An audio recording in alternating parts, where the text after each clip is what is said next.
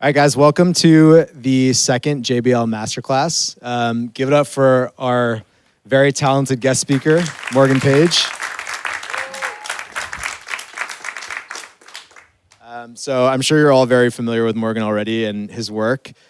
So I'm not gonna bore you with too much of an introduction, but yeah, super accomplished producer, multiple-time Grammy nominee, legend in the progressive house, electro house kind of space. So hopefully you guys get a lot of value out of this, and take it away, buddy. All right, thank you.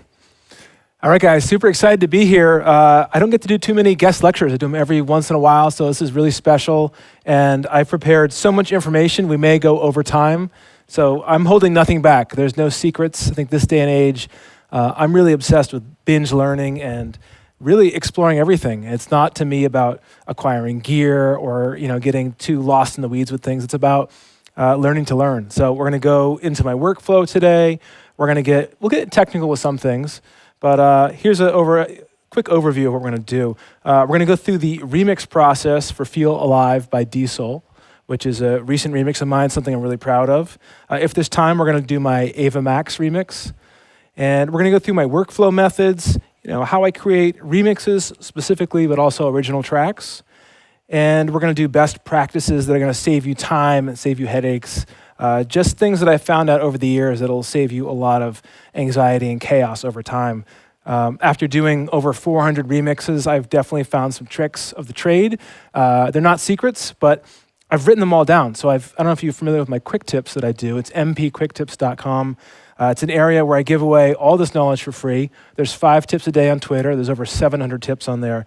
So if you have any feedback on there, let me know with those tips. And different tips are going to be useful for people in different ways. So I hope you guys walk away with some little nugget of knowledge that will be a game changer for you. So I'm here to serve you guys tonight, and I really hope this is valuable for you. And we're going to do a Q&A at the end for 30 minutes. So if you have any questions, write them down.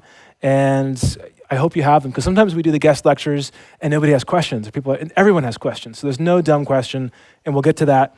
But we've got a lot to get to right now.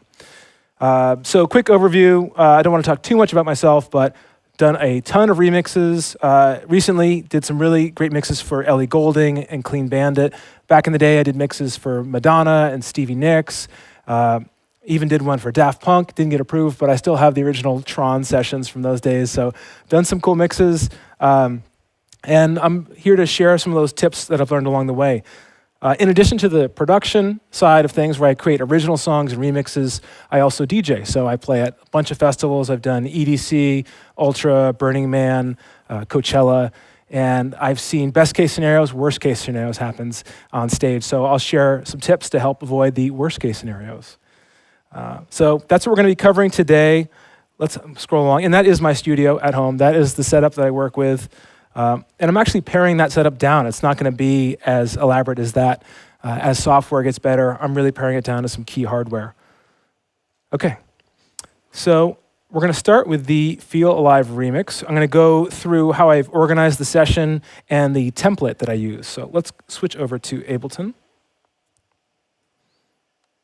Okay, so a big part of it is color coding, which is definitely a no-brainer. Your brain can kind of lock into these color groups really well. So for me, I defined early on that blue is for the drums, and cyan is for the leads, lighter color for the leads, purple is for the chords, orange for the mid-bass bus. It's all grouped by bus, and it's nice now with Ableton you have buses within buses, or groups within groups.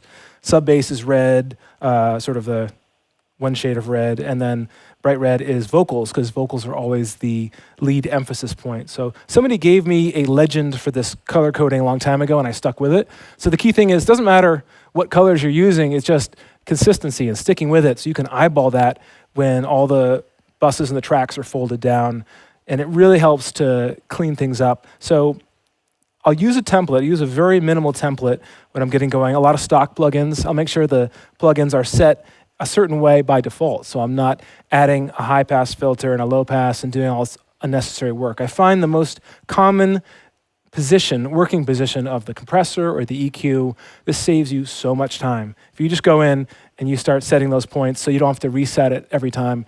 There's a certain way I like the stock compressor to sound, and also for the sidechains and everything. Everything is grouped and ready to be sidechained for the drums. Everything is set to a Midi trigger, and we're going to talk more about that later on. It's a little more technical.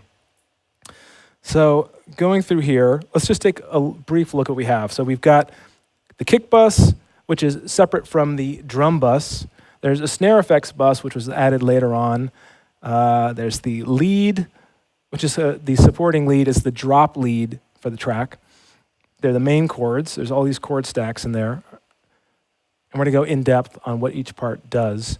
We've got the mid bass to really have that audible part of it, and then the sub bass, which you're feeling and is really pumping to push the track along. Got the vocal stems, and then I've got a noise effects bus, which is really just about easing the transitions through there. So let's take a quick listen to how this sounds. I'm going to start from the first breakdown. Oh, and the most important thing is when I'm starting these remixes, I go through and I use mixed in key, and I drag and drop the original song, the song I'm remixing, in there. I get that tempo, I get the key that it's in, and I double check it on some other websites. I also make sure I'm checking that it's in the right meter or the right time signature. So I did a remix for Alessia Cara recently, and it was in a waltz. It was in a 3/4. Never had this happen, and it was totally messing with me.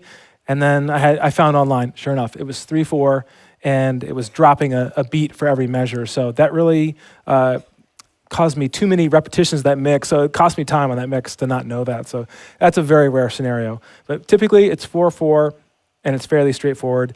I will map out the entire song in here. So you can see these markers. I've got intro, breakdown verse 1, pre-chorus 1, chorus 1, build 1, drop. They're all in there. Every 8 bars is accounted for, and everything's in these chunks of 8. And in Ableton, you can map it so that you're pressing a key and it's going to jump to that next 8-bar section. So I'm keeping it modular. I'm chunking everything to cause less strain on my brain as I'm processing the arrangement of the song.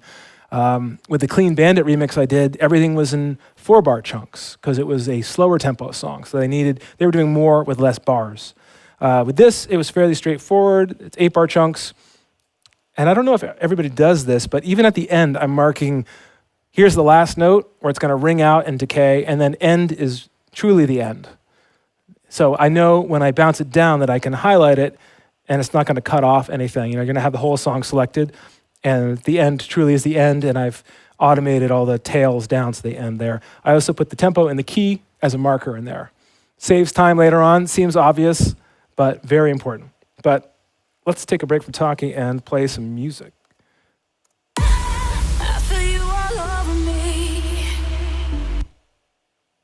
It tastes and it pulls me in, it gives me life. It ain't no good for me. No lesson learned, we crash and burn, but that's alright. And I'm falling too deep, I lose control. But the high got me waiting at your door. Oh, you got what I need, I can't let go. Yeah, now we're fading into the night. Nobody else makes me feel alive, like two strangers for the first time. But the danger makes me feel alive, yeah.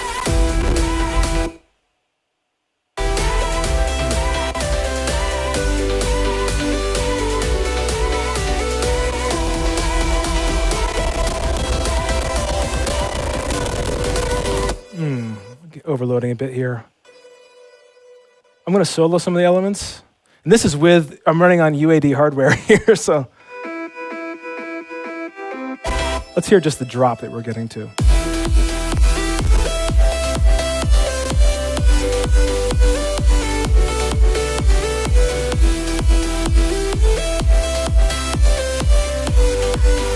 me feel alive, yeah. Okay, so it really is taxing the system there, even with all this external processing that's going on. And there's not a ton of layers in this track. Everything is frozen for the most part. There's a couple things that aren't frozen. But it's a fairly simple overview of a track. But let's get back to this.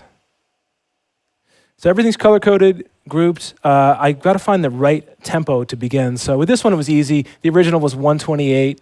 it was very obvious. When I was doing this remix for Ellie Goulding and Clean Bandit, it was a 100 BPM track, and I had to find a way to find a new tempo because there wasn't enough energy to push it along as a remix. So with that one, I went with 110, which is different than my usual style. But you've got to listen to how that vocal sounds. If you're pushing that vocal around and you're really changing the integrity of the vocal, it can really ruin the song. So somebody like Ellie Goulding, she's got this signature vibrato. It's going to get compressed, and it's going to push it together. So to have that vibrato be compromised, you've got to find that sweet spot in the trade-off when you change the tempo.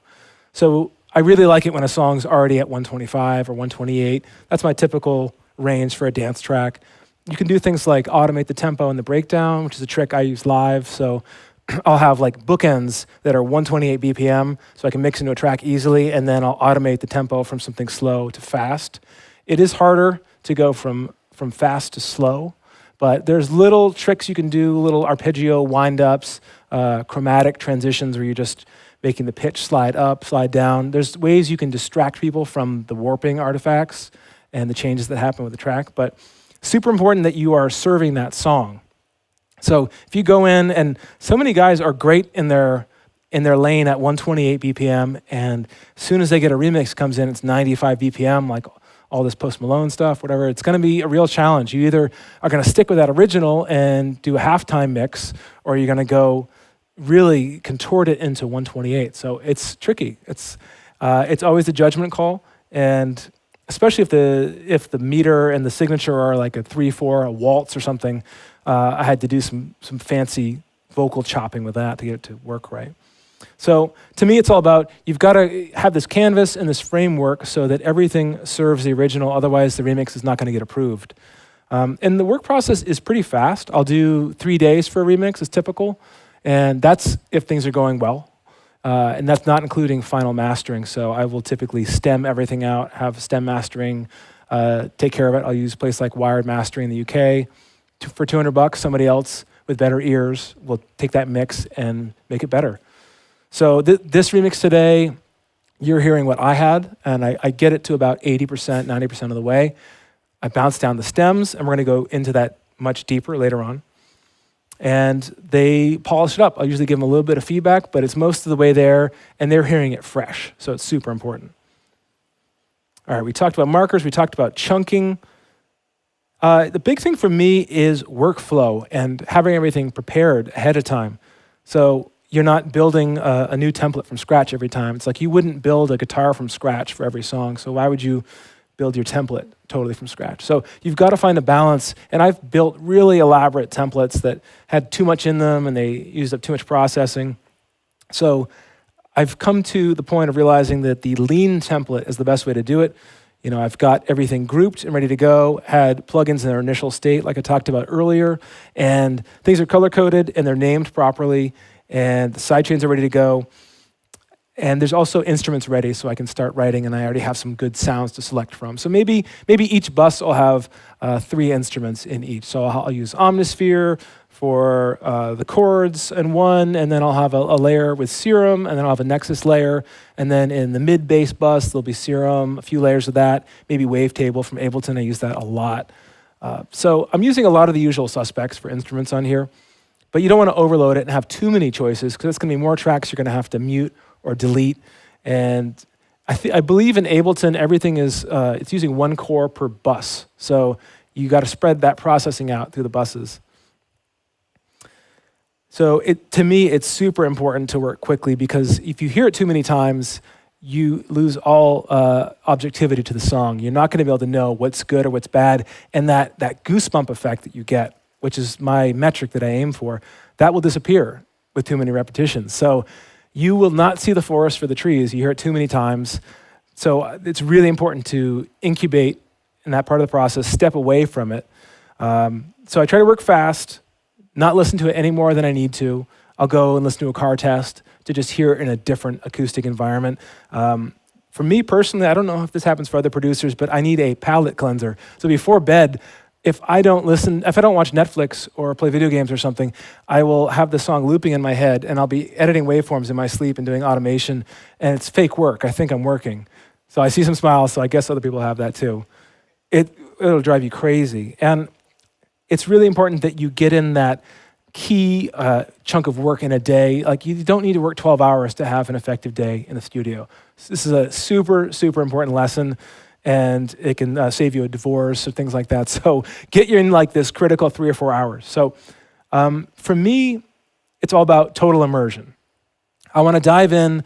I'm not tinkering with sounds. I'm not experimenting. I'm trying things out. I'm throwing stuff against the wall to see what sticks from a compositional standpoint. And maybe I'll try some new techniques, but I'm going to go in and I want to get to the meat of it immediately. And I'm not going to be working on the window dressing first and the sound design. I'm not going to be carving and automating white noise before I've got the lead melody down or the chord voicings. The sequence matters, and we're going to see more about that later on. So to me, I really like to think of work as chunks of time. And especially when you're traveling, I don't like to produce as much on the road because that time is getting broken up into loose change. 15 minutes here, you're waiting for your flight, you're on the plane, it's an hour and a half, you're not quite getting into a flow state. And the thing I've observed over the years is there is a calculated way to get into a flow state. And you don't need drugs, you don't need anything like that. You've really just got to approach it with the time of day. So what I found is there is a black hole in the afternoon. And maybe you have this, maybe it's for people who are wired a certain way, but it's pretty universal from what I've heard from other producers, and that you can be a night owl, you can be a morning person. It doesn't matter, your brain is operating in a different state at that time of day. And even in my studio at home, I don't have any windows, there's no natural light. And I'm working in a converted garage. It's a fairly large 300 square foot studio. There's no natural light, so there's no cues as to what time of day it is. So, but I still hit that black hole, and that black hole is like 12 to 4, 12 to 5 p.m. And it's no excuse to not work because you've got to hit deadlines and you still work through. But if I'm going to schedule calls or meetings or emails or administrative work, I do it in the black hole. The other times are way too valuable. Don't waste your morning creative hours. The best time for me, and I used to be more of a night person, now I'm a parent, so I have to use that morning time a little more. So I wake up and all these ideas come flooding out in the morning, and then they're gone. So I get a couple hours of that. I have my lunch break, I take care of emails, and I move on with my day. I use the black hole for what it is, and I embrace it, and then I come back, and then the muse will start flowing maybe 5 p.m., 6 p.m. I don't know why. It's probably a circadian rhythm thing I've heard. I don't know enough about the science, but that's been my experience for over 20 years of making music. So really pay attention to that and work your schedule around that. Another key thing is there's all these like productivity apps and ways to save time, and they're all bullshit. All you need to do is focus on one thing a day. And a lot of times what I'll do is if I have to do multiple small things, I'll take an index card. And I can only fit 5 or 6 things on the index card. And I'll write those key things. I've got to run today. I've got to do this remix. I've got to take care of the kid. A couple key tasks in my main creative goal for the day. So wake up, don't check your phone, get into that creative state, put that phone somewhere else. And just, if you spend the whole day on one song, you'll get way more work done. And it sounds so simple, it sounds so obvious, but even I've forgotten this recently in the past few years, and I'll make these gigantic to-do lists. I have these big legal pads. I'm like, I gotta do this, I gotta do my morning pages, and I gotta get all these tasks done. I have all these sub-goals. I spend my whole day making lists. And so it's really important. Just find one draft. Try to do one draft a day. That's my process. And sometimes I'll do 2 if it's a good day. Make a beat with a chord progression, a lead, an arpeggio, a bass line, sing a little guide vocal, and then don't listen to it for a few weeks. And I promise you, you will build an amazing volume of work. So I've used that technique for 10 years. It's been amazing. So flow state is really important. Like I said, turn off that phone, put it in airplane mode if it has to be in your studio, put it on another floor. These are little things that what will happen is you will bounce a song, and it takes forever if you're bouncing something down, or you're freezing a track, or your computer slows down, and you hit a weird little roadblock, and you go, well, okay, I'll just check Instagram, because it's super addictive. It's like a roulette machine. You want that dopamine hit, and you find yourself, even with Instagram, I'll be in the app, and then I'll load Instagram again. I'll go, oh my God, like I'm in a loop. it's going to kill your day. Your productivity is all going to the phone. It's all an attention economy. So there's a time and a place for social media. Try to batch that for other parts of the day. And I'm so guilty of it, but just keep the phone out of there if you can. And it drives me crazy. Like, I'll have singers come in when we track vocals, and they've got their phone on with all their vibrates, and it's actually interfering with the microphone, and we're picking up static, but they've got their lyrics on their phone. So whatever, have the lyrics written down. There's other ways to do it. But I feel rude asking the vocalist. So you got to be firm with people and just say, hey, maybe just leave your phone on airplane mode, and we'll find a better way to work. So that's very important. And it's hard to be disciplined like that, but you're going to get greater results from being disciplined. A big part of that flow state is something I call it like stepping into a portal, where I forget what's happening, I lose track of time, I lose track of hunger. I don't need to eat, I don't need to go to the bathroom, I'm not thinking about anything else. That is the flow state. It usually takes about an hour and a half or 3 hours to get there. And then it doesn't last forever. Like, I think some people think there's this total abundance of it, and then you have it the whole day. It doesn't work like that. You can ride it out as long as you can, but there will be a point where you think you're getting a lot done, and you're doing a 12-hour day, and you're like, oh, it's amazing. And you may have actually undone some of the work. So go in and get that critical mass of work done, and it's really hard to know when you've hit that precipice where you're not getting great work done, but it's up to you to decide and take some breaks. You gotta rest your ears. You can't be blasting the monitors all day long. So I work with the monitors pretty low. I wear earplugs when I DJ. I've done that for the last 10 years of touring, and it's saved me a lot of issues. Still hearing damage from all that touring, but I have 15 dB filters in. If I go to a bar, I bring the earplugs as well. And people used to make fun of me for it, and now those people are deaf. So it's like, so seriously, don't mess around with that. None of this stuff will matter if you don't protect your hearing and if you don't back up your shit. So not as sexy to talk about, but so let's get into composition. So as I was talking about earlier, we're throwing paint against the wall.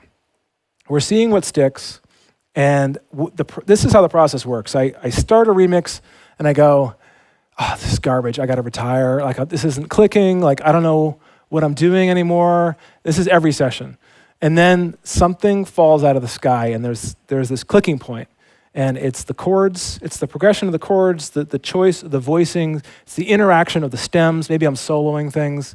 But every time I go, I hate this. I want to stop. I want to go find a diversion, some distraction. I want to go check social media. And hopefully I've kept my phone somewhere else, a different floor. But something will always happen, and then it's like process of elimination. And I go through and I go, okay, I got the chords that support the lead vocal. All right, and that's making me hear a sub-lead, and then that sub-lead is telling me, well, I need to anchor the bass with these notes, and we're going to try these notes, and then the beat should do this with the kick, and then now I have this syncopation that maybe we should try with the chord stabs. So one thing leads to the next, and it's this domino effect of the muse. So once you get that momentum going, obviously it gets easier. You're adding these different pieces, you're moving along. Once I've got a really good, effective chunk, I'll start spreading that out into arrangement mode. But man, it's so fun with a remix because you have less work to deal with because there's already a great top line, there's already good original chords. Usually I'll throw everything out, use just the vocal. That's what I did with this track, with the Feel Alive remix.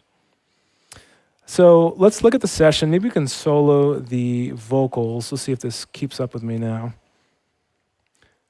Couple layers here. So I did some cool treatments to bring out more emotion in the vocal. And I'm falling too deep, I lose control, but the high got me waiting at your door. So the original, there's like some pitch shifting, there's some doubling going on. I did a lot of parallel compression. I used a distressor to really add some more grit, some air, some attitude to it. And I'm falling too deep, I lose control, but the high got me waiting at your door. So the first thing I do, I've mapped everything out, like I talked about earlier. The vocal arrangement is in there, because if you wait to get the arrangement later on, you're going to get lost in that. So you need your roadmap. The vocal with this, I want to make sure the vocal is sounding good. So maybe the vocal wasn't recorded well, and it's dull and it doesn't have energy. I like to go in and make sure it's already sounding really good and crisp. And you can throw like a CLA vocal plugin on there, Chris Lord Algae. you could get something on there to give it a little more hype. Maybe you want to tune it a little more. It's easy to go overboard. So with this, it's very simple vocal layers. Really important to bounce down this. If there's too many stems, bounce them down, keep it simple. Maybe have 8 tracks or less in each bus. There's a new Waves plugin where Chris Lourdalgi talks about buckets, and he talks about grouping everything in groups of 8. Really smart idea. You don't have to have the plugin to do that. So try grouping things in groups of 8 or 4, and your brain just locks onto those numbers. It's a psychological thing. So with this session, I really wanted to keep it simple. And so everything started with the vocal. And then I thought, well, I like the original chords, but I want to add some more movement. So let's hear the vocal. And I'm falling too deep, I lose control. But the high got me waiting at your door. Oh, you got what I need, I can't let go. Yeah. So the chords are there. Now each layer is doing a different thing. There's some Nexus piano layers, which are sort of these crunchier, more affected synthetic pianos. There's some real pianos coming from Keyscape, which is an amazing plugin, worth every penny. There's some detuned layers from Nexus as well. So they're all serving their own function, and then they're all getting automated on the bus, which I think is a great practice, by the way. I would always do that, like sidechain the bus, filter the bus, save yourself the headache of having to go in and just do all these million automation points. And they'll sound better too. I'll compress things on the bus to kind of squeeze them in. And I'm falling too deep, I lose control. But the high got me waiting at your door. So it's okay. It's like cool with those chords, but I want some more tension. So when I make the progression, I don't want this easy resolution to happen with the chords. I want it to begin to loop and then not easily resolve. So when I get to the end, I want that chord to lead up to something else. So you're anticipating the loop. You want it to loop over and over again. That's what creates the addictive quality to it. I learned that from Deadmau5. He was all about unresolved progressions. So if it comes back to home, back to the 1, it's boring. So really key thing. So with that, so to add tension with this, there's tension in the chord progression, but there's also a little arpeggio sub-lead that comes in.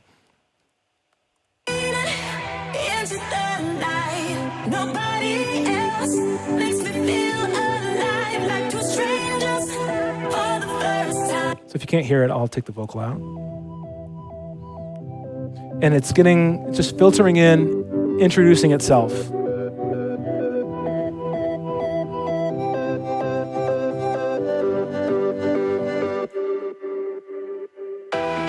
And then it introduces the main lead.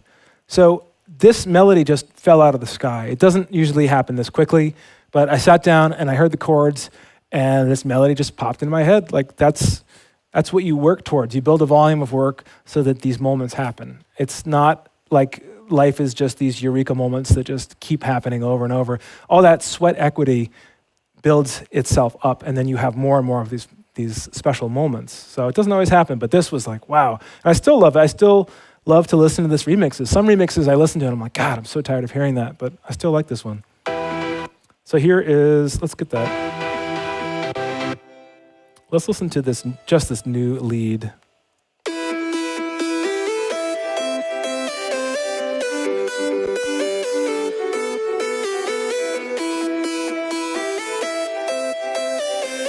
So there's a lead there, and then there's that little, it's a little Wurlitzer arpeggio underneath it. And that is more interesting than just having just block piano chords. So a lot of times, if I'm building the voicings and I want to get the right progression, I'll use these block pianos. And by block, I mean sustained. And use a very simple sound, use a sawtooth and just filter it down. But that's not enough to move the track forward. It's not enough for the drop. So I'll do stabs, and either I'll replace that or I'll layer it over the top of it.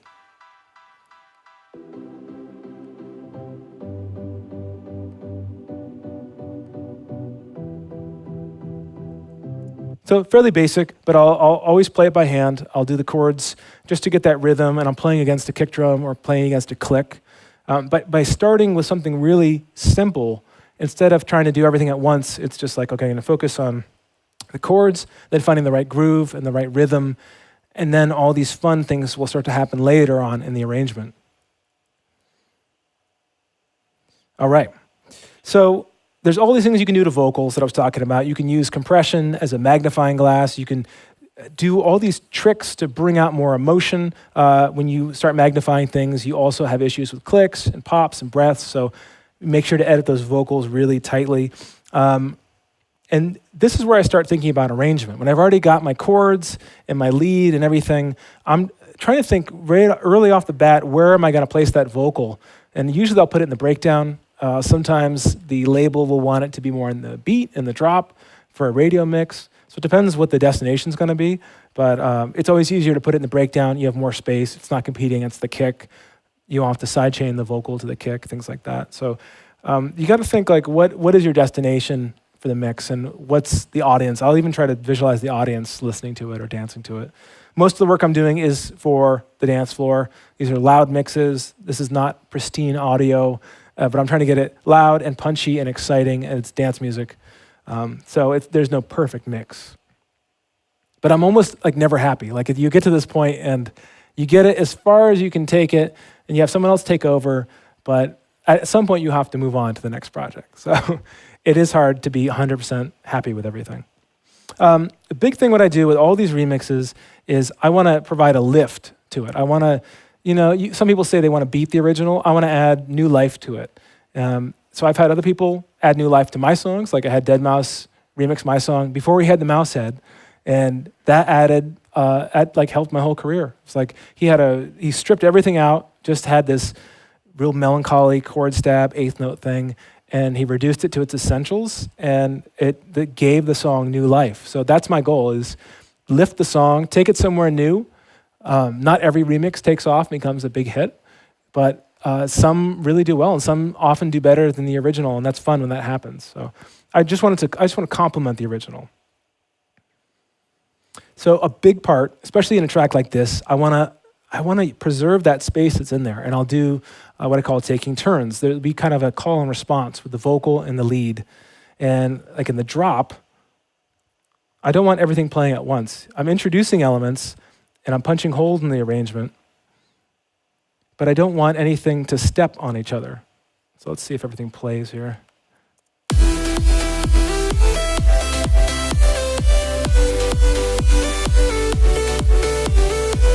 So I punched a hole in here.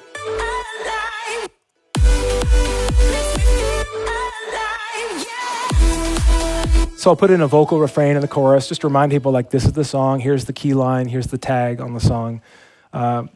Those are really important.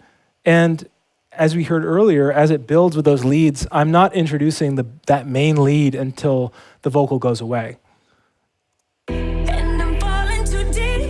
So the vocal's there when everything's filtered down. So everything is taking turns. There's only so much space to go around. So that's really crucial. And the listener won't even necessarily know that things are coming forward and ducking back, especially if it's happening quickly. So you can make these changes, like to have micro changes, like you're flipping a radio dial. Things can change by 8th notes or 16th notes. You can get really technical and chop things up.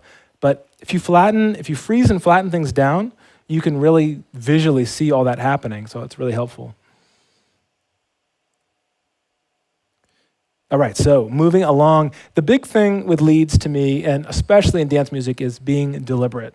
It's not having an accidental lead come in and be catchy. It's like, it's coming in, here's the lead, I'm drawing all your attention to this, and you will pay attention. And it's loud. So I used to be more timid and I would bury the lead. Don't bury the lead. Like, let the lead be the lead.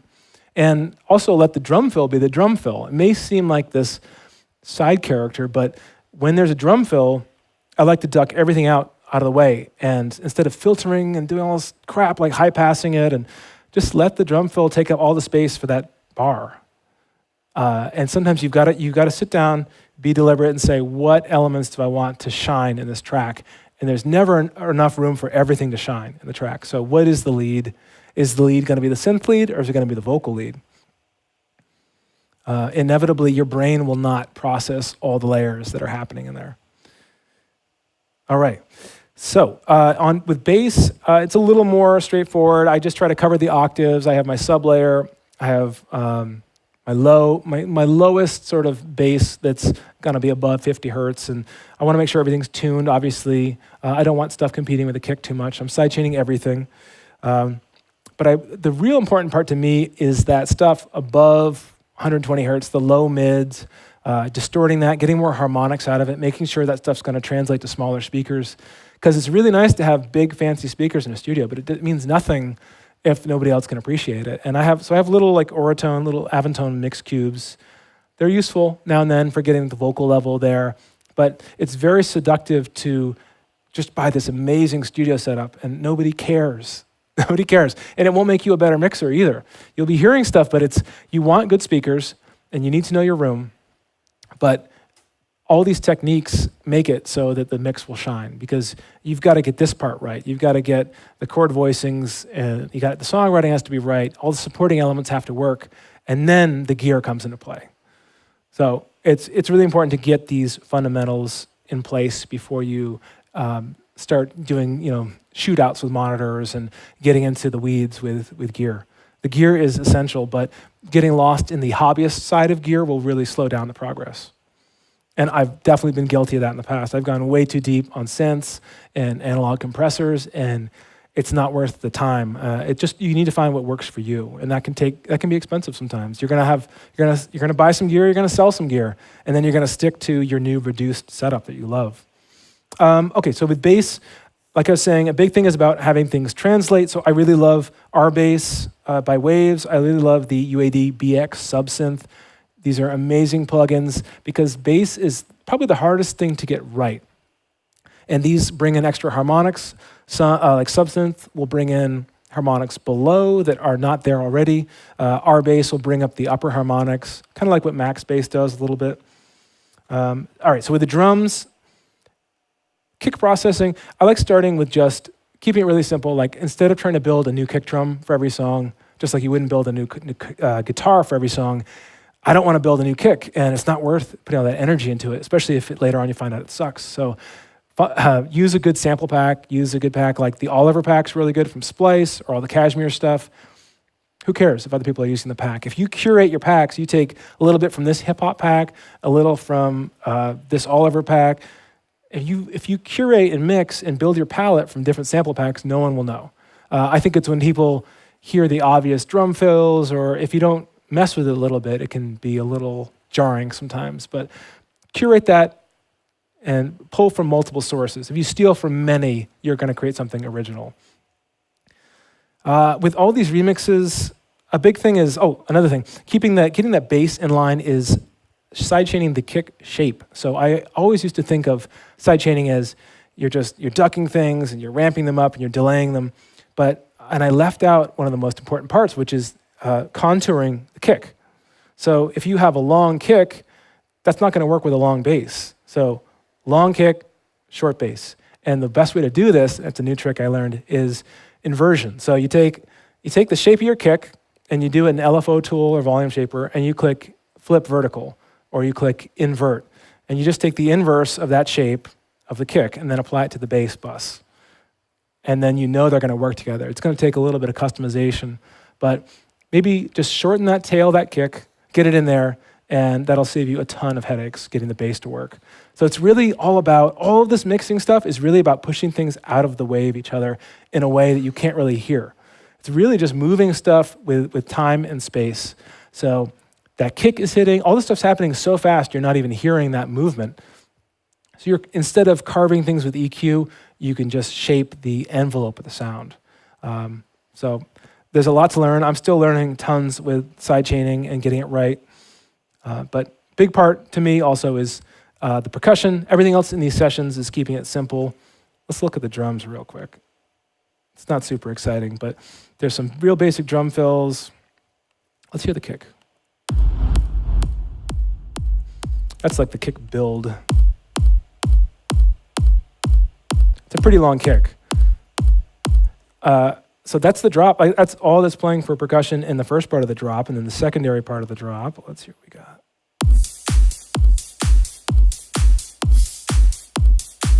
Couple loops. And like I was talking about, there's some Cashmere loops in there. There's some Oliver loops. Just hi-hats to move things forward. I want that movement to come from other elements. To me, it feels kind of cheap to get that excitement and that movement from loops. I want to get that from the chords, and I want to get that from the vocal. So it's tough to do that, and that will challenge you. And I think that's what I loved when I heard Deadmau5 with his original stuff. He would have one hi-hat, one little center hi-hat that would prop it up. And I was like, oh my God, everything's happening with the chord stabs. It's all the eighth notes from the chord stabs. So really think and be deliberate. Like, where is that rhythm coming from in your song? If it's a super syncopated vocal, the rhythm's coming from the vocal. If it's a really syncopated chord, the chord is driving things forward. If it's an acoustic guitar or a rhythm guitar, that's driving things forward. So you've got to work with that. And when I'm doing drafts, when I send them to vocalists, I keep them super pared down so they're not swingy or really syncopated. That's going to throw the vocalist off. So I'll filter the chords down so there's space for the vocals for the top line. And then I'll make sure it's not crazy swingy. I can do that stuff later on. So for songwriting, having things in triplets and super swingy, I feel like that's going to throw people off. So start with those basic building blocks. All right, and there's some good quotes. I think it was T-Bone Burnett said, a piano is like 66 different little drums. So technically you can classify piano as a form of percussion. So that can be the rhythm. It doesn't have to be drums, and drums have their own way of having a tuning to them. I mean, I tune my kicks, I tune my snares in ways that serve the song. I'll tune a kick up a third or a fifth if I have to. If the song's in C, I'll shift the kick. Little tricks like that. You don't have to tune everything. It's fun to do sometimes, and it's fun to have everything have a little pocket. So, I mean, that's what I call the engine room. The rhythm is coming from somewhere, and you can just load yourself with tons of loops, but it's going to clog it up eventually. And if that rhythm is being propelled from within, from a melodic element, you're getting two for the price of one. So it's all about economy of space with all these elements you're using. Other things that are moving the song forward, rhythmic tension, melodic tension, we talked about a little bit earlier, having it not resolve too quickly. Like, let there be a payoff, let there be tension, and then, boom, a resolve. So I save all the sound design and effects towards the end of the process. It's just not part of the fundamental layers. So in this song, there's like a little auto pan wind up where things are panning around, and I'm creating some tension with that. It's easing the transitions between the sections, like it's going from one verse, from the first verse to the pre-chorus, or you're building to the drop. It's all about changing that tension to move on to the next section, so it's not so jarring when it starts. With this one, I did some reverse vocals. Let's go look at that.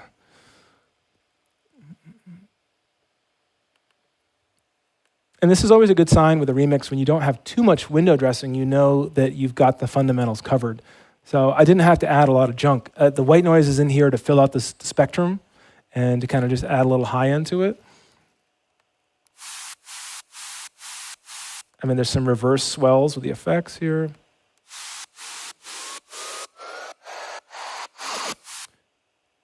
And what else do we have? Some impacts. And those do add a lot especially when you're in a club environment.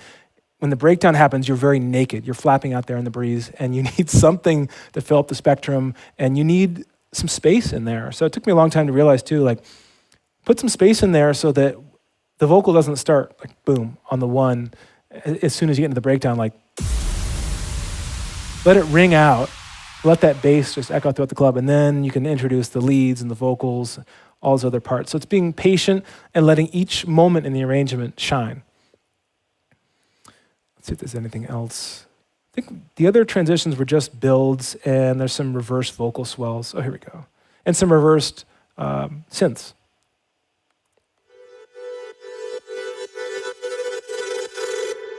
So that was fun. And that was like a very deliberate sound. It doesn't happen by accident. It's not going to happen on its own. So I had to go in and go, all right, it's going to slowly build the tension. I had to reverse the synth sound. I had to flatten it down, put a big reverb on it. I was using FabFilter reverb, which is amazing. Reverse that, automate it with AutoPan, compress it.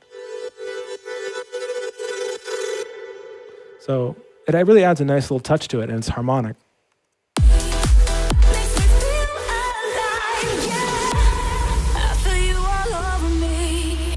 So there you go. All right. Has anyone heard of the rock, pebble, sand analogy? Okay, good.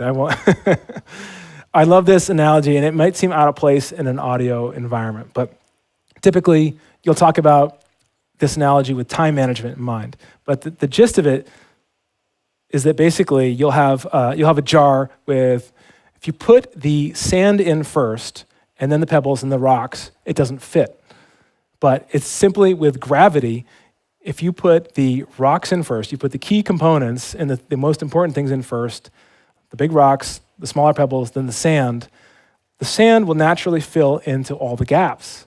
And it's the same thing with the components of making music. If I start with just all drums and I'm filling up every space and I've got tons of bells and whistles and white noise, I'm just taking up room, and that's the sand. The window dressing is the sand. Everything's gonna poke out at the end. Those rocks are not gonna fit in. There's gonna be no room for the vocals. There's no room for the chords.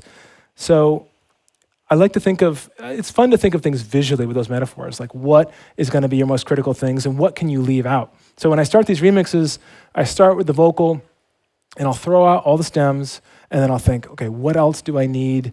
What else is gonna serve the song? And then put my own stamp on it. So it's super important. And it's a good way to organize your day too, if you're just focusing on those 2 or 3 critical things for your entire day. It's also a good analogy for the sequence. So if you're starting with the right elements, all the loose change, the smaller elements will fill in, it'll settle in later in the process. If I try to rewrite the lead melody and I haven't gotten the lyrics right on an original song, it's a real pain in the ass to go back. Like a lot of times I'll get all excited to do background vocals and we go in and then we go, shit, the vocal's wrong. Like we didn't get the lyrics right. So we've already tracked all the doubles and the harmonies and the whisper takes, and we haven't addressed the fundamental needs of the track. It's so frustrating. But you get carried away, you get excited about a track, you get excited about the production, but you've got to go with the framework, the basic framework of the track.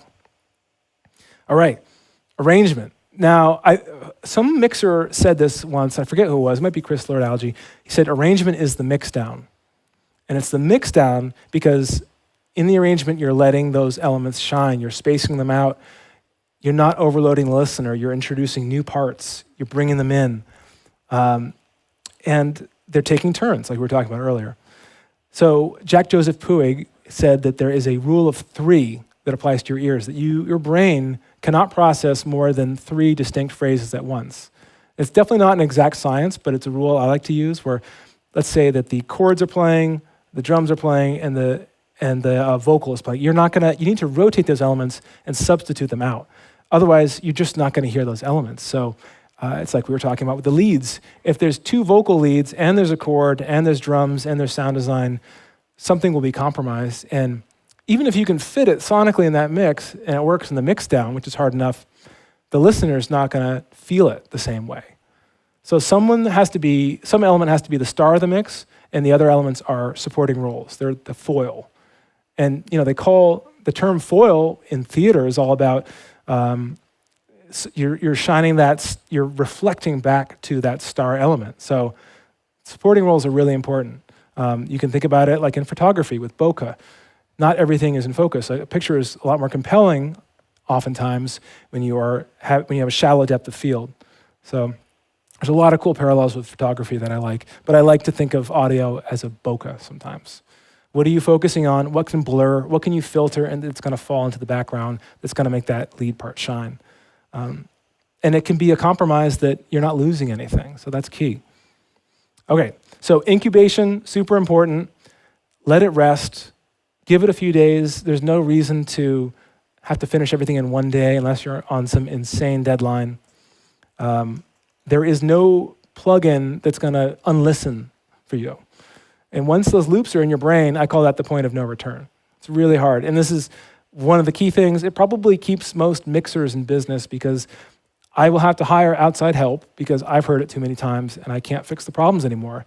I'm too close to the material. And it's very hard to undo it. So like I was mentioning earlier, reduce the over-listening to it if you don't have to listen to it. And make sure you give it some time first. But even if you give it time, you are still at the point of no return, and you can't get back to that initial state where you were excited and you were getting goosebumps with the track. So obviously, you can bring in a professional mixer. I like to bring in feedback. Bring in somebody else who has not heard it yet. Obviously, bring in a friend. It can be ego crushing to compare it to reference mixes and stuff. It drives me crazy. Like, people's mixes sound so good these days, and I've had to adapt as technology's gotten better, and the tutorials and the guest lectures have gotten better. Everyone's getting much better, much faster. It's like an arms race. So it's okay. It's like if you write good songs, you're going to be great. If you're only focused on just EQing and some micro skill, you should expand your arsenal of skills. So no song will be done completely by itself. Like Calvin Harris still has a mastering engineer, still has some assistants that help him out. He does a lot. He does a lot more than other people realize, and he's got the track record to prove it. But a lot of people bring in more help. There's other co-producers. There's nothing wrong with bringing in co-producers. It's not ghostwriting. You can bring in outside mix engineers. I mean, you look at all the credits these days in the pop songs, there's a minimum of 7 writers on these songs. So it's very, very rare you'll see one name on there. And if it was, that means they bought it out, and they bought the rights from the other writers. So there's often a hidden story. There are ghostwriters that have been paid out, and they've signed an NDA that they can't, that they won't have a credit. And then you also have examples like you have like Avicii and Marshmello.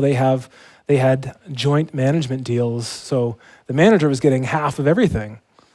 And I believe that is still the case with Marshmello, but it's those are exceptions to the rule. But there's a lot of other people at work that are not getting credited. You're not seeing that in the liner notes.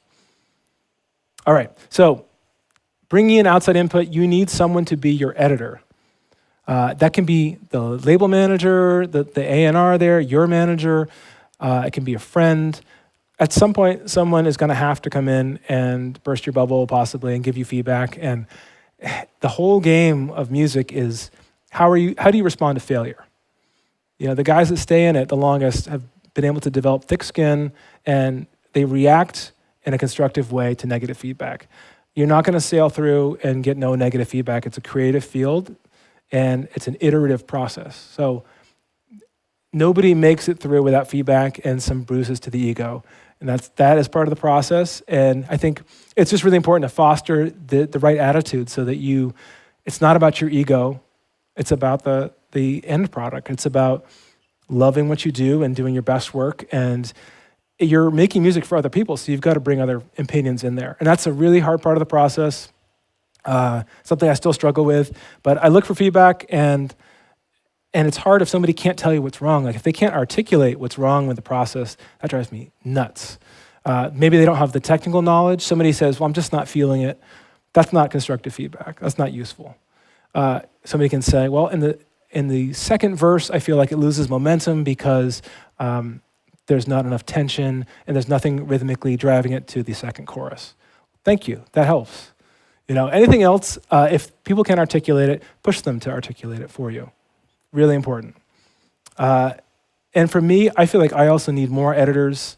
So I try to combine opinions from my team, weigh them, but you don't want to just be collecting opinions. So you have to have the vision, you have to drive it forward, and you have to take accountability for the song. And that takes a long time to learn. So it is on you. That success is going to be driven by you. And I think I've always been tempted in the past to think that someone else will push that whole process forward and just roll out the red carpet. It doesn't work like that. So make sure you don't work in a vacuum. Use that outside feedback. Take it in. Take it for what it is. People don't have to be mix gurus. And make sure you're not over-romanticizing the mix down and the EQ. Like the song it needs to work. So because you EQ'd the leads and you spent 4 hours just working on the lead, that doesn't mean it's going to be a good song. So get specific, ask about like what layers, what parts can be removed, what can be improved, and go through yourself and mute, and I'll solo different parts of the bus and just see, what's working, what's not. But if there's too many layers, I'll just combine different buses.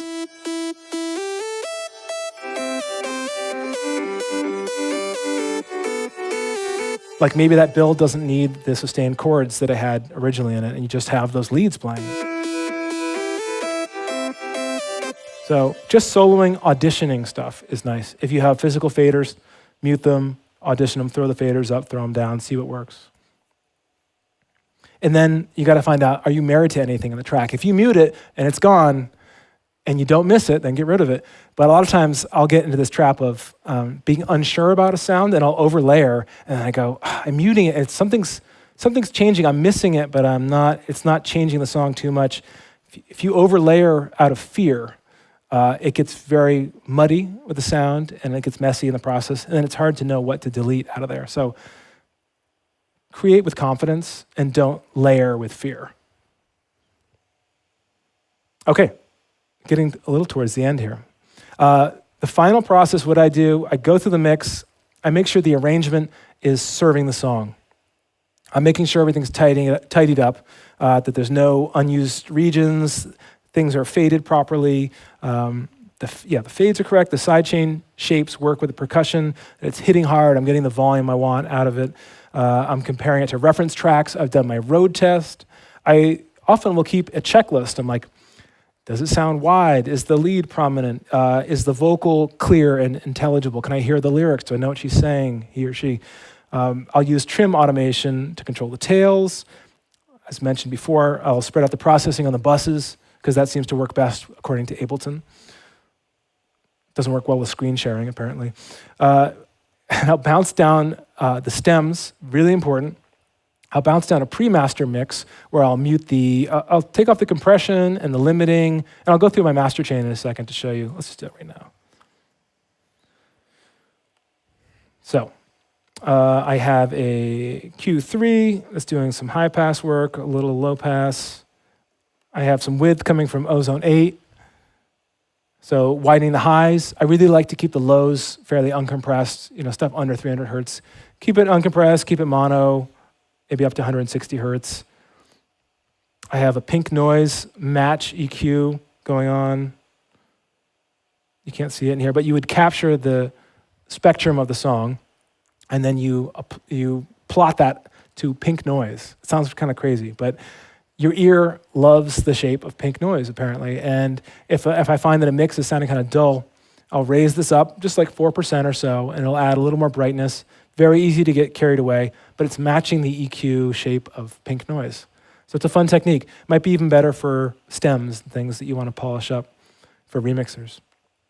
Okay, so some of those EQs, I got the wideners. Oh, before that I have the trim is getting automated. So I usually do like -12, and then in the breakdowns, I'll make those quieter and ramp them up to the drop, and the drop is coming in loud. I've got a little bit of bus compression going on the master. I'm only doing like 3 or 4 dB, slow attack, fast release. Really important is using this guy, the sidechain filter. You could take that all the way up to 500 hertz if you want, but it lets that kick pump through, so the compressor's not pumping. I only started doing this last couple months, and it makes a huge difference. Seems like a small esoteric mixing tip, but really use those sidechain filters in the track to make sure your compression is not going crazy and you're compressing the right stuff. After that, I have the Manly Massive Passive, and that's just brightening things up on the high end. Not essential, but useful. I've got a Precision Maximizer doing multiband maximization and doing a little bit of limiting. And then the final limiter is the Pro L2. So I'm cranking that input on there. So I'm keeping my levels down pretty conservative. And that's great because it gives you this little histogram of how loud the mix is. And I'm trying to get it competitive. And we can talk later on too in the Q&A about, the loudness wars and tailoring things for streaming, because that's a whole other beast. But that's the chain. I also have the spectrum on there just to see what's happening with the main mix. All right. And leaving a little bit of headroom is really important for mixing and mastering. So when I bounce down all these stems for mixers and mastering engineers, I try to leave some room in there. A lot of times I'm working fast and I will make mistakes and stuff is clipping and too hot. But if I have the time, I really try to go in, make sure it's clean so they have some room to play with. So if they're boosting EQ, they're not already working with a signal that's burnt toast. So otherwise they just take burnt toast and pull it down. I mean that for clipping, so it can be annoying. So, as I mentioned, with a pre-master mix, if I'm having somebody do a stereo master, I'll get them a mix that has Very little processing on it. Maybe a touch of compression, but no limiting, no multi-band compression.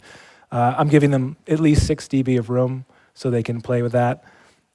But the most important thing for me, and my favorite way of working is, I bounce all the stems down, I got all the buses, and I need that, so it's like working in a modular way. I can have mixes, I can have my TV mix, my instrumental, I can have the extended. If you get a sync request, if your song is going to be featured in the Super Bowl or something, this happens all the time, not for me, but I get requests for syncs, and I don't have an instrumental, I don't have a track with the vocals down, so a dialogue will fit in. You're going to lose that opportunity. Like you could miss out on a Super Bowl spot if you don't have your stems organized properly and archived. So there's no reason not to do it with the speed of offline bouncing now. So bounce down those stems, make sure they're labeled really well, for the right version of the mix. Do they have sidechaining on them? It'll save your ass later on. You'll be very glad. All right, so as I was talking about earlier, there's no way to unlisten to these tracks, so there's no shame in bringing in outside help. You'll have to pay for it a lot of times, but it's very reasonable and it's worth every penny. You're not going to be the best at everything. You just got to be honest with yourself, work with your strong suit, and it may take some time to find out what that is, but there's already going to be so many hats for you to wear. You've got to have the vision for your art direction. You're going to be, if you want to be a touring artist, there's branding, there's so many components and hats to wear. Like, really find what speaks to you. And like for me, figuring out the treatments for music videos and doing the artwork, that drives me nuts. I can't stand that stuff. I don't know why. It's this back and forth process. Like, do you like this? Do you like that? I just want to make music. I don't want to be a video director. So find out what you're good at. And it's like, if somebody else enjoys the brain damage of this other task, then great. That's for them. Ultimately, that stuff will take away from your energy and your motivation if you're not into it. Okay, so we talked about prepping stems in the pre-master. I'll bounce down a loud test master, and that's really just with my mastering chain. I go, hey, I got it to sound this good, like beat this. And then I'll give them the pre-master to work with. So it's really important, you got to mark everything. So I'll do, Feel Alive Morgan Page Remix _PM, pre-master. And then I'll put everything in a little text file. Mastering engineers love this. Put the key, put the tempo. I'll put the plugins I used and the settings. And a fun note, by the way, if you're using the UAD stuff, use that little triangle. If you want to get to the specific numbers of things.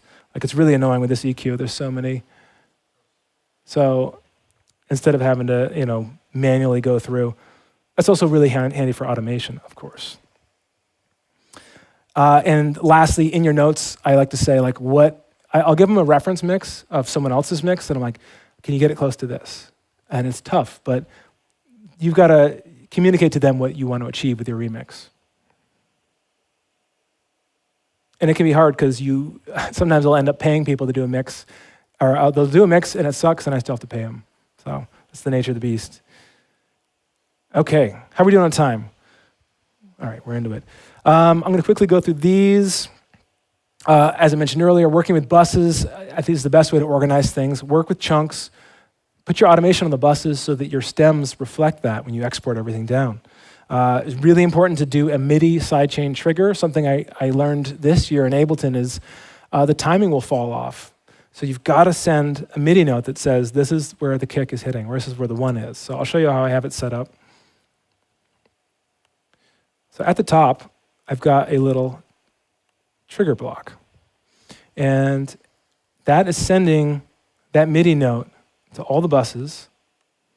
And I'm using Shaperbox. So within Shaperbox, let's do it for the kick. Within those, the sidechain is going to be triggered from that Midi note. So right there. So under Midi triggered. If you don't do that, and then you enable delay computation, this sounds like a wonky technical tip. It's so important. If you're doing gating, if you're doing sidechain compression, and you're using these shapes, they're going to be off the grid, and it can actually mess with the phasing of your mix. Your sidechains will fall out of time. It's a mess, and it's something Ableton has not fixed yet. So something to keep in mind, and you can always be sure that that is your reference point up at the top there. And so what I've done, that's a trigger that's going to external instrument, and it's just sending it to the buses. So you can do it for LFO tool, Shaper Box, any plugin that will accept MIDI input. Really important. And I kind of wish I could go back and redo some mixes, having learned this. Okay, some other really important best practices. When you bounce those stems, sometimes you're going to want, maybe in the future, you don't want everything pumping with a sidechain, and you want the remix stems to not have sidechaining on them. So make a non-sidechained version of them, label it. We talked a little bit about compression on the bus, gluing things together. That's super important. I like to keep 2 versions of a session. So one's got the original MIDI, it's got the fades, the plugins, the original samples. Things might be consolidated, but you're going to be kicking yourself if later on you've frozen everything, flattened it down, and you don't have the original MIDI. So just save a copy. Save 2 sessions. One's got all the original DNA of the track, and then one just freeze and flatten it, and it's much easier to visually see everything. So freeze, flatten, zip them up, put them on the cloud. I like Dropbox. I like to use selective sync. That's really important. You don't need everything available on your hard drive at all times. So selectively sync stuff. So really interesting example happened recently. A very famous producer I know lost 4 terabytes of data from his MacBook Pro, and because he refused to use the cloud. Some of you may know who this is, but he says that because the cloud can be hacked, that he didn't want to use it, and that he didn't want leaks to happen. But guess what? If you lose a year's worth of work, you played yourself. So it's like, don't do that. Like, get a hard drive. This guy is $200. It's 1 terabyte. Little Samsung T5. $200 versus having to hire a forensic lab to recover your data. And I think he lost everything. So a year's worth of work. So make sure it's on the cloud. Make sure it's on physical media. Use Carbon Copy Cloner. Use Time Machine. Do both. None of the stuff matters if you don't have it anymore. So really important. So try to do those 2 copies of sessions if you can. I have to get better about that too. It's hard to commit to flattening audio, freezing things, consolidating, but just make different versions of your song. And I'll create different number versions. Every 30 minutes, this would be like Feel Alive Remix 1, Feel Alive Remix number 2, 3, 4, 5, 6. Then I can go back in time because I don't trust the DAW's backup. Even Ableton, it's very good, but I don't trust it. And I can go back in time with that, recover the mix. If I've undone some work, I can go back to version 3, All right.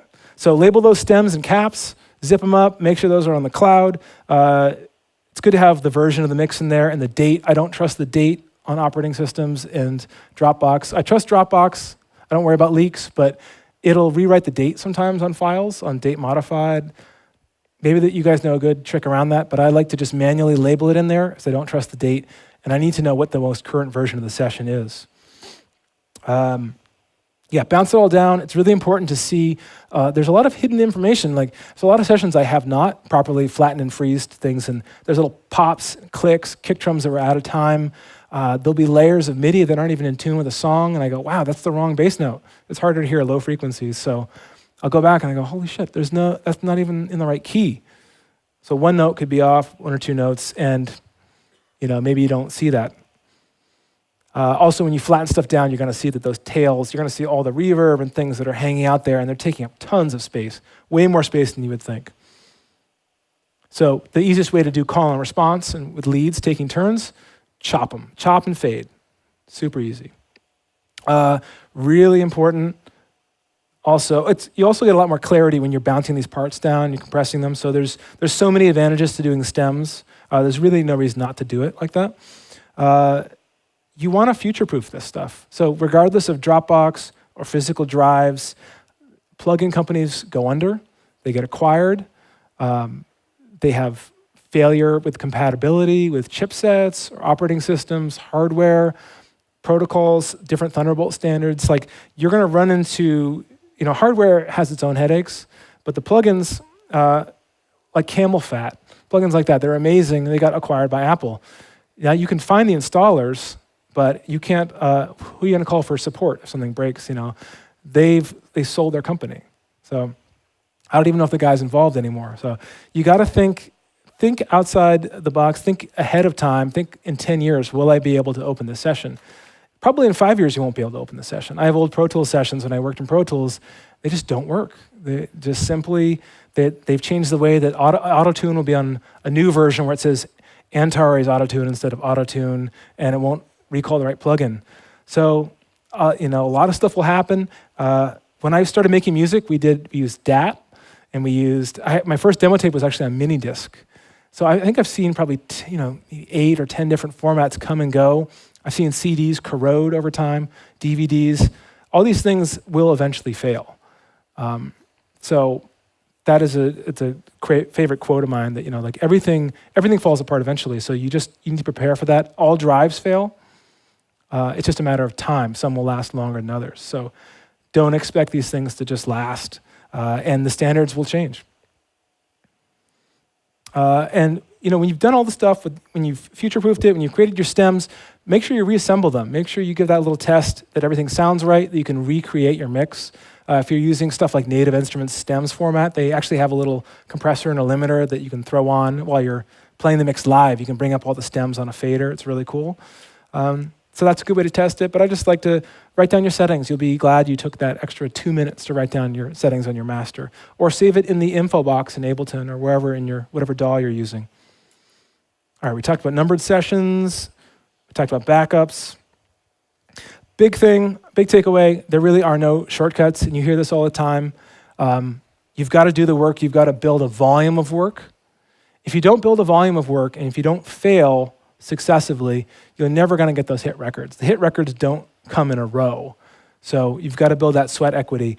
A lot of the tips that I do, the quick tips, there are no silver bullets. There's some tips that'll be game changers for people, but they're really just about reducing the friction. These are grease for the cogs. And grease is valuable, and reducing that friction is really important so that you stay motivated, you stay happy, that it stays a fun process, and that you stay in love with making music. But you've got to do the work and not be precious. So it's still my thing to every day do a draft, two drafts a day. Don't be precious. You're going to throw out a lot of work. A lot of work's not going to get released. Even in pop music, maybe 1/10 of all the written work comes out. So there's going to be a lot of stuff ends up in the trash can or in a Dropbox folder offline somewhere on a server somewhere else. As you're looking around at other artists' careers, it's really important to know that there is no singular path to success. If you look at the Chainsmokers, that path worked for them. A lot of guys tried to copy that, didn't work. It had to do with a lot of different things going perfectly right at the right time, a certain climate that the music industry is in, that people were craving a certain sound. So it will be very difficult to go and copy a path of someone's career. It doesn't really work like that. You can copy a sound, but a career path is very complex, and you need to realize your path and your process. So it's going to be different. And all these tips that I create with the quick tips, they serve people in different ways. Who knows what? I think of them all like little keys, and it's not really clear which door they will unlock for people, but there's this pile of keys, this pile of tips.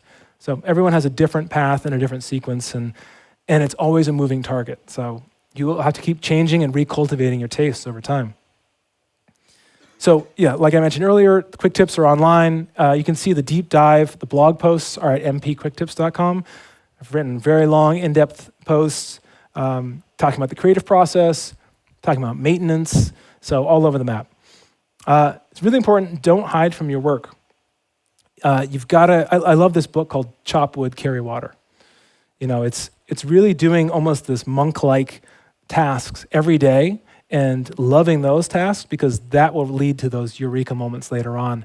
It's so easy to get caught in those moments of genius, but it's really the mundane stuff is the cannon fodder that's going to get you there, and those little steps along the way. So you've got to embrace that and fall in love with the process, not the outcome or the benefits. So I see guys that get into DJing and they want to be millionaires, but that's the wrong approach. You've got to love what you do, and money will chase you.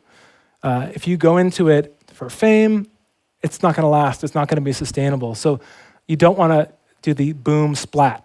And I see there's a lot of guys that go up and they can't sustain it. So you want the slow burn in most cases. Some people want the roller coaster ride that ends quickly, but I don't know many people who would want that. But you want something sustainable that's going to last, that you can pay your mortgage with. So for me, having done this so long, it's really important. I have to kind of retrain myself, recultivate my taste for what's good, love what's happening in pop music. Even though there's stuff I hate, I find the stuff I love. I find that little thumbnail, the little overlap in that Venn diagram where I'm like, ooh, I love that hip hop song, but I don't like the other one that's #1 on Spotify. Aim there and don't worry about the other stuff. It'll take care of itself. All right. I think are we almost out of time? How are we doing on time, guys? Yeah, we'll move it over to Q&A. Q&A, let's do it. Guys, give Morgan Page a hand. That was amazing.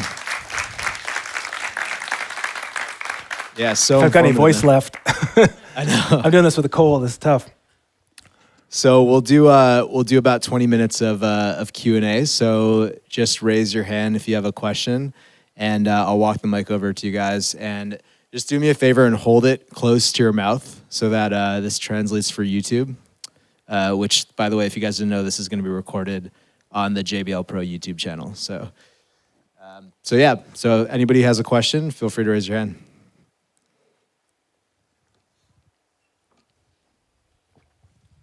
So for most of your songs, do you always know that a verse is going to be 32 bars? Do you always have like a preset arrangement that you have for all your songs, or does it kind of vary? I'll listen. So if it's a remix, I'll listen and manually leave that marker and say, or I'll drag it over from the template and say, okay, here's the pre-chorus, here's the build, because every arrangement is different for every song. So I'll make sure it's tailored to that. But if I'm writing a new original, I'll start with that structure. I'll use the same structure for most originals of just verse, pre-chorus, chorus, verse, and then I usually throw out the bridge, but sometimes I'll put that in there if I can. Usually in a bridge, I'll just change the order of the chords. But I used to think having a template was cheesy and then it was contrived, and calling things verses and bridges was really lame. And then I'm like, oh, that's actually how you make it an easier process. It's very helpful. Thank you. Yeah. Who else? Hey, what's up, Morgan? How's it going? So my question to you would be, what would your recommendations be for a starting out electronic artist per se when it comes to trying to get live gigs, that sort of thing? Or how did you approach that sort of process? Because the landscape is so different than when obviously you first started out. Yeah, when I started, I think the process that doesn't work anymore is the bottom-up way. You kind of have to go in laterally. And I didn't do the residency gig and work my way up that way because nobody would let me be the resident DJ. So, and none of the labels wanted to sign my music. I wasn't in the cliques of when I was going to school in Boston, I wanted to do more shows. So I did radio first, which is like a weird sideways way to get into dance music. But that's where I found my voice, and I started managing a radio station and started working for record labels. So I think if you can intern for people, if you can go in and work for free and really be of service to somebody, really bring value to them, then your opportunities are there. But if you're going to go in, the problem with being like a resident DJ was it was very territorial. And I used to call it the curse of the resident because these guys wouldn't be able to go from that place of residency because it was so valuable and so cutthroat. They never were able to leave because they didn't want to give up their spot. So they didn't want to give up those weekends. So it was this weird self-fulfilling prophecy for a lot of guys. They got stuck and they stayed there because they were so territorial and they wouldn't let anybody get in their booth. So it can be cliquey. So I would recommend, lateral movements. Find other ways in other industries. Find ways to combine different skills you have in unique ways. So it's not like I'm just a DJ. It's like I'm a DJ who really is good at graphic design, and then you have an edge on the competition. So take something like a 2 or 3 combination of skills to build a super skill. But I think this old work from the mailroom on the way up doesn't really work these days. And you've really got to build that momentum early on. So I'd say no one is going to take you under their wing. I really thought that was going to happen. I thought an A&R was going to buy me a plane ticket and fly me out. And it's funny, it happened eventually, and then that deal fizzled. So it's even if it does happen, the signing is only the beginning of the process. But I had a label fly me out. Actually, it was Atlantic Records. The head of Atlantic flew me out, and we met, and they were totally clueless about the project I was doing. We didn't click creatively, and the deal fizzled before the ink even dried on the contract. So it's got to be the right vision. It still has to come from you.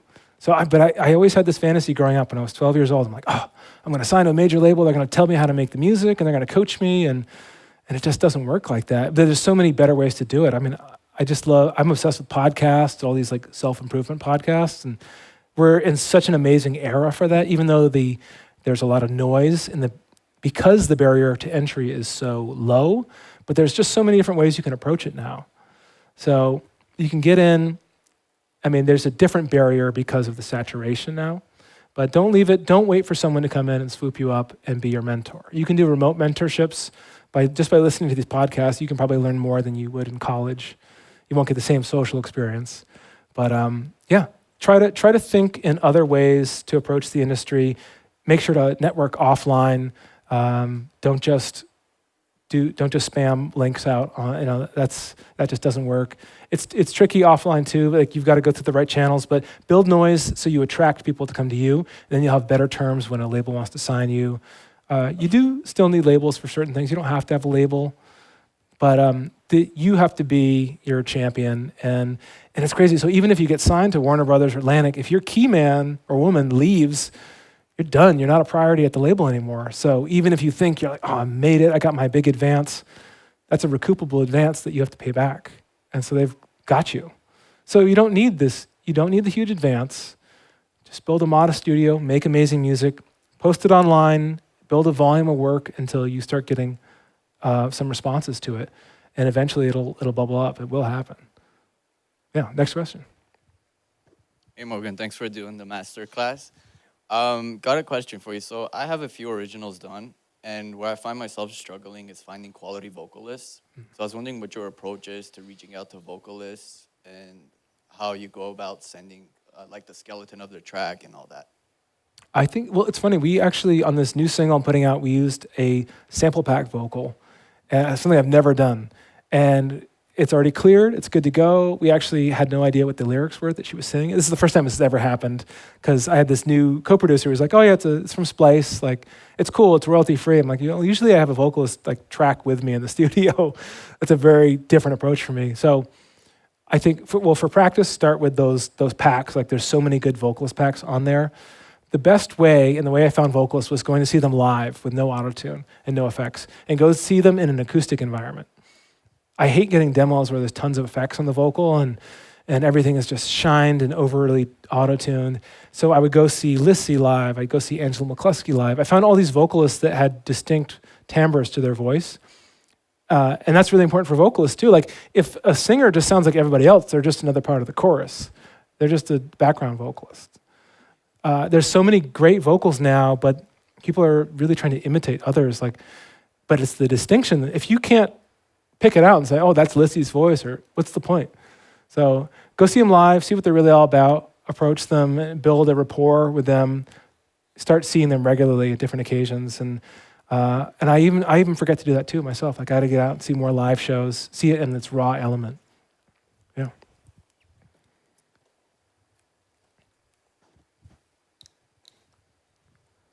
Hey, thanks for taking the time to come out here. I know it's been very informative for all of us. Great. My question is basically on sound design. When you're working on a track, do you usually start with like a preset and just lay something down and then go back later and do the sound design? Or do you kind of take the time at the beginning to design the sound exactly the way you want it? Or do you kind of do a hybrid of the two? And then how does that also work in terms of layering hardware synths on top of that?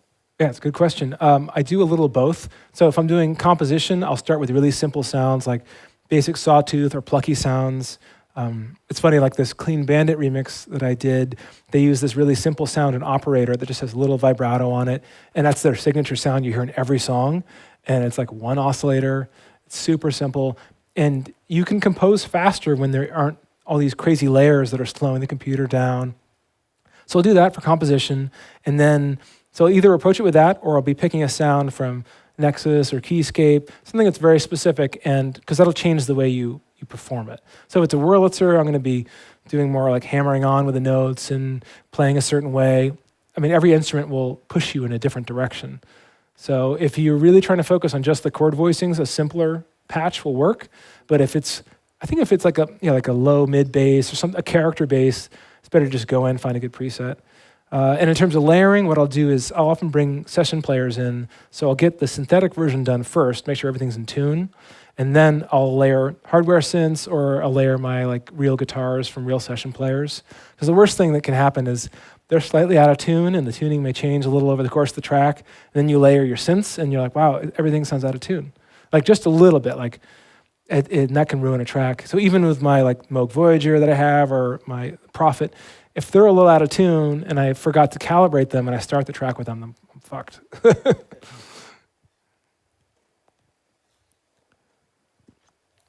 Oh, and you can fix that in Melodyne later on, but it just ruins the creative process to be tuning things. I hate even tuning guitars, but thankfully now you've got like those TC Electronic tuners, make it easy. Hi, Morgan. Thanks for... oh, there you are. Thanks for doing this. This is great. Obviously, in electronic music, the drop is one of the most important parts of the song. What advice or tips do you have for making the drop stand out? Do you process it differently? Do you have like a certain approach for your drops or anything of that sort? Yeah, a big thing is, just making sure that you're punching holes in the arrangement and making sure there's space in there. So break up the chords. So if you have block piano chords that are sustained, how can you chop them up? You could throw an arpeggiator on them. You could chop the waveforms manually.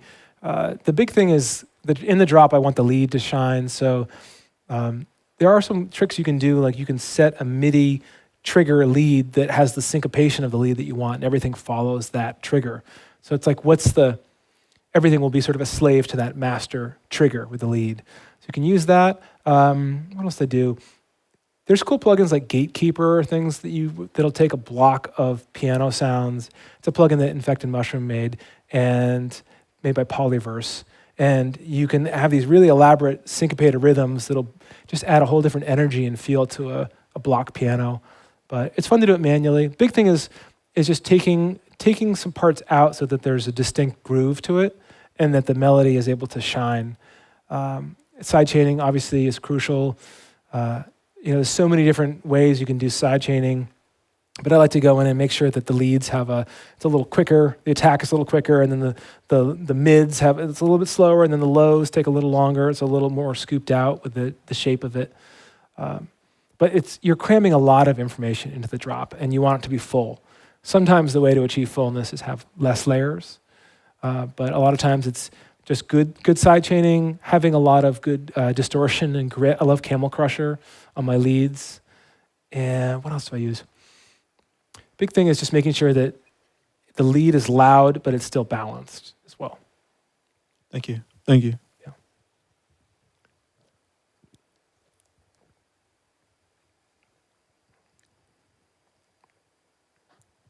Hey Morgan, how's it going? Hey. Recently, I heard you talk about the sand, pebble, and rock analogy, and for me as a producer, sorry about that. Yeah. As a producer, like I start my tracks in very different ways. So I was actually curious to know where you actually heard about the analogy, and if you have any good references, because every single person when they write the composition starts in a different way. Say the last part about the before compositions. Oh, just because how like every single time. When you produce, usually like most producers start with the drums, or some producers start with the melodies. But like you were saying, the sand, pebble, and rock analogy, like sometimes people want to fit the rock down, like the kicks and stuff like that, or the drums. Yeah. But would you, maybe tell us a couple like tips how we can start that, and eventually tell us a good like reference track or something like that. So a key thing, I touched a little bit on it, but is having starting with the simple elements. So where if I'm recording a synth part, I might record it to the click or the kick instead of having all this syncopated stuff to begin with, because once I start swinging things, that's going to create a domino effect where everything is either going to be this straight center hi-hat or in the middle, a chord stab in the middle, or I'm going to have to, or if it's swingy, everything else is going to have to quantize to that swing. You can just slide things in and off the grid, but changing the order you do drums is huge. Like if I start with a kick and a snare and no hi-hats, that's going to change the way I perform the chords. If I start with a kick, only the kick, it's going to go another direction. So that's even just that snare in there is going to change the way I write to it. So I will deliberately rotate and change the sequence sometimes. And that's why the click can be really important too, where the kick is pushing you in one direction too, because you're hearing a tone. Kick might be in G, and then you're going to write around that. So sometimes I might start with just piano and no beat at all, just piano to the click. That's really key. Or sometimes the track will start with rhythm guitar. So I have a little Steinway, like this 75-year-old piano in my studio, and I'll start with that with no click sometimes. I'll never record it because it's a pain in the ass to record, even though I have this like great piano mic. It just is too many little clicks and pops and movements, and I want like a clean piano sound. So I'll write at a real instrument and then actually do more of the real recording and composing on the computer. So I can start, and I know Zed does that sometimes too. Start at a piano to get a vibe going, and then go to something synthetic to write it, and then layer the live stuff after. So if you keep moving these parts around, it's like a domino effect, and it'll just change everything. So one little change, deciding to use loops, to not use loops in your drum loop, it'll change all your decisions down the road. So you don't want to get too caught up in worrying about that, but just try it out. Like embrace different layers, different sequences. The sequences change everything. Just like you can move plugins around. If you move a distortion plugin before a reverb, it's going to sound totally different than after a reverb. Completely different sound. Yeah. Thank you.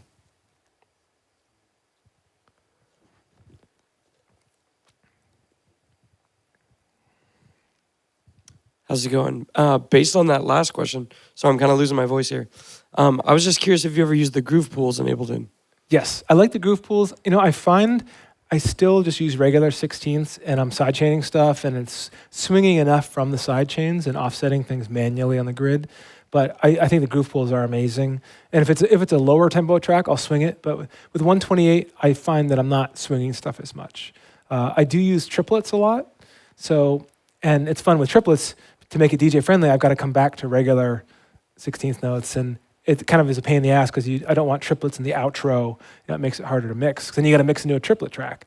So triplets are really fun, and now that with the metronome in Ableton, you can switch that to triplet mode. That really helps, and you can change the grid and the metronome. But groove pool, yeah, super useful, and extracting grooves. As far as like, do you ever extract grooves from one clip and then apply them to another clip? I haven't totally used enough of the features. Like I should do it more, but I'll do it sometimes for chord stabs. Like I'll do my own chord stab and then capture that, extract that groove and apply it to other things. I feel like there is probably a faster way to do it than just with the groove pool, but it is one great way to do it. Cool, thanks. Yeah, I wish there was a way to more universally change the key of everything to a new key and the groove at the same time. It would be nice, but.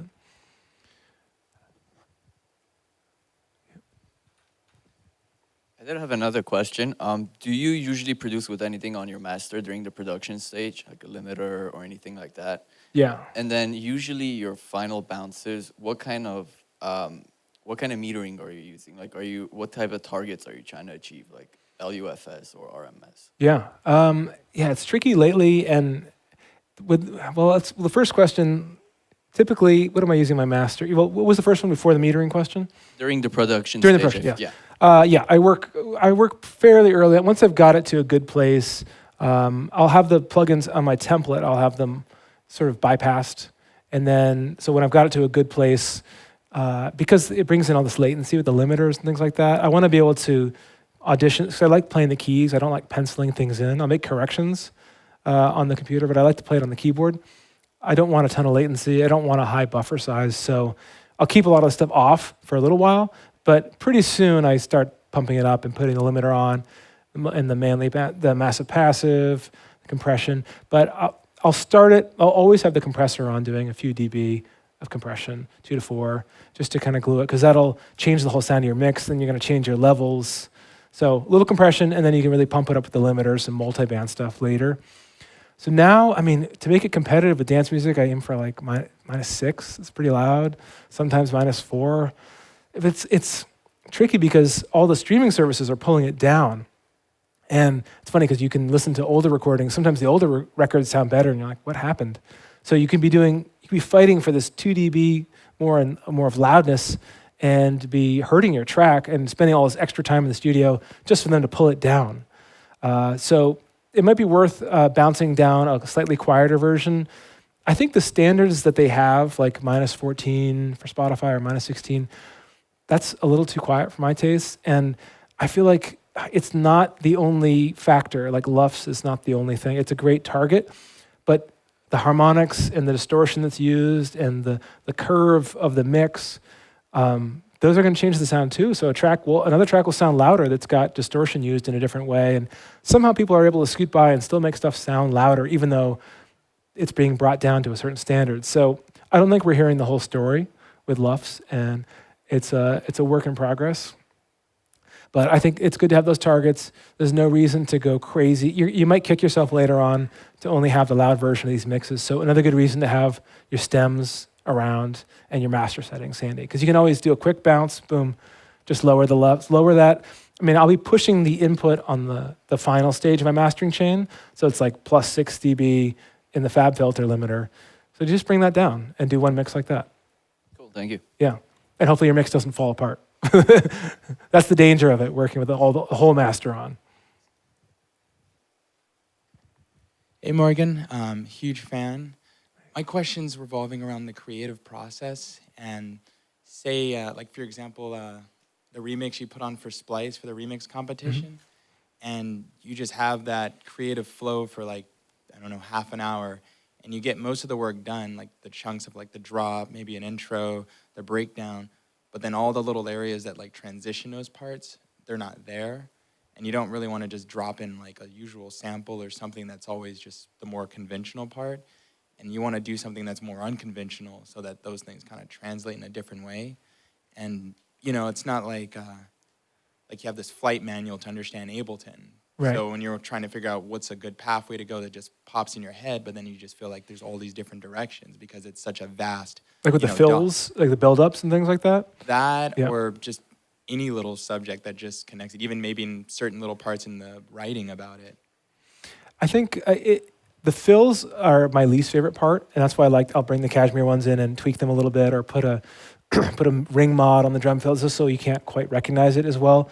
Because it takes time. I mean, one way to do it is I like to arpeggiate my drums. So throw a bunch of samples in there, put an arpeggiator on there that can do triplets, or it can ease the automation process, and you could create more original results. So people don't really think of drums and arpeggiators, but that's one way to do it, and create your own fills and be able to, because penciling in little triplets and little 16th to 1/6, all these little note divisions gets really tedious. So I would say try to do a performance and perform the drum fills is one way to do it. If you want to add more tension, because you got to be deliberate. Like with sound design, to me, I don't like as much because you can be creative, but you've got to be very deliberate. Like that wind-up sound we heard in the remix, I had to sit down and go, here's what I want to achieve, and this is what I'm going to do in Ableton to wind it up. I had to be very deliberate. So I think maybe combine something. You don't have to reinvent the wheel, though. Like a lot of my remixes are reversed vocal with reverb, and that's a very played out effect, but who cares? It works. White noise, very played out, but it works. Like Martin Garrix, when he did that clock sample and how he automated it to slow down, and then he flipped it over and then flipped it back to go forward, so then it starts up again. Yeah. You know, the little process of automation, slowing it down, but finding that unconventional way to make that happen in your track, but not exactly doing like what he did, but you're using those conventional ways to make it unconventional. I think it's a good place to start, because the clock sound has been so done by Zed and everybody. It's like their metronome. So yeah, you reverse it. Find one way to contort it and flip it. So who knows, maybe you could tune the clock in a different way, or change the pitch up. Find a way to take something familiar and then just change one element. So every pop record you're hearing, there's 9 elements that are played out and done before, and they're changing one thing. So you don't have to reinvent the entire process of the song. And none of the hit songs work if there isn't familiarity with the song. So go in and see what's the minimal effective dose? What can you change that's going to make that? What's the small change you can make that makes it fresh and original? You don't get sued, and tweaks the song. Don't get sued. Don't use illegal samples. Not worth it.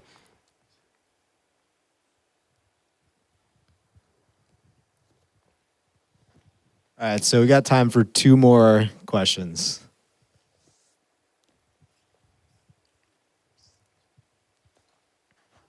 Hey, Morgan, I was just curious what effective ways you found to create 3-dimensional space in your mixes. To create more space? Three-dimensional space. Three-dimensional space. I think it's something I've definitely not mastered in my mixes, the 3D space. I talked about bokeh earlier in terms of like front, back, space, filters, filtering tracks. That's really the only way I do it. I do obviously use reverb, things like that. 3D space is definitely a more advanced mixing tip that I just try to keep it simple with the layers and introduce and tease layers so they come in and out of the mix. Maybe using auto panning I'll use just for more of like a panorama to move things around so then everything's not just stuck in the center. To me, it's always a debate of what's going to translate to mono. It's really important. Things work in mono, despite what you hear from people. It's like a lot of club systems are in mono, a lot of festival systems. So you can do all this crazy sound design and depth work, but if somebody can't hear it in Walgreens at the speaker above them, it doesn't really matter. Not that that's your target audience, but it's like that mix has got to travel. So and I think it's hard to achieve depth there. So if you can achieve depth on a cheap speaker, like a Mix Cube, that's amazing. If you can make a cheap speaker sound expensive, to me, that's depth for me personally. It's hard to do, but it's so satisfying. If you play that mix back and you're like, wow, that kick transient is jumping out of the speaker. That's the kind of depth I would aim for.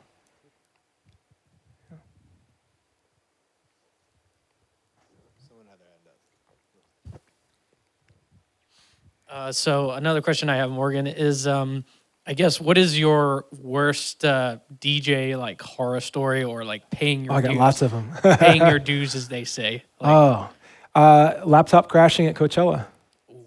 Actually, no, I have Coachella and what else? Yeah, that's probably the worst one. Before, solid state drives were cheap and they were expensive, and it's my own fault. I didn't have a good sturdy drive in there, and the bass and the stage was shaking everything. Yeah, that's the worst like public experience, if that's what you're asking. And the problem is with Coachella, you're playing for 45 minutes at the Sahara tent, and you're going to lose 15 minutes of your set to reboot. I mean, computers were much slower at that time, but yeah. So now I'm playing on sticks. But I think you've got to, the crazy part with that though, the story is that I was DJing with Ableton Live for 6 years, and the one time it fails was Coachella Sahara tent. One time, never had a problem, played in 110 degree heat in Vegas, flew around the world, and it was Coachella that did it. But you get extreme weather, and I've had, another good example, Burning Man. Have any of you guys been to Burning Man? Definitely go.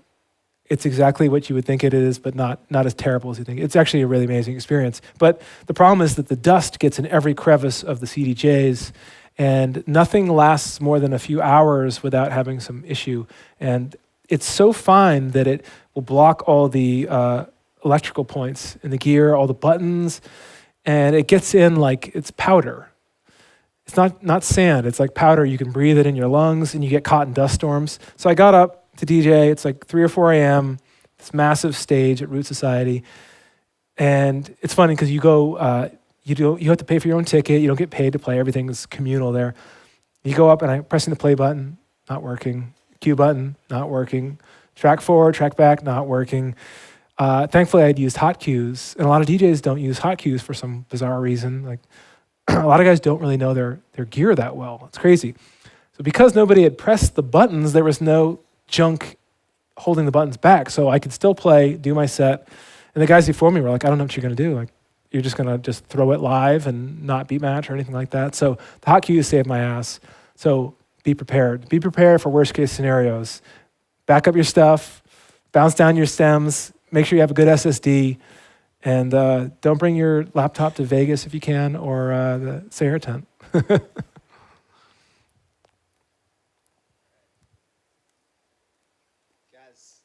Give Morgan another big round of applause. Thanks please. for coming.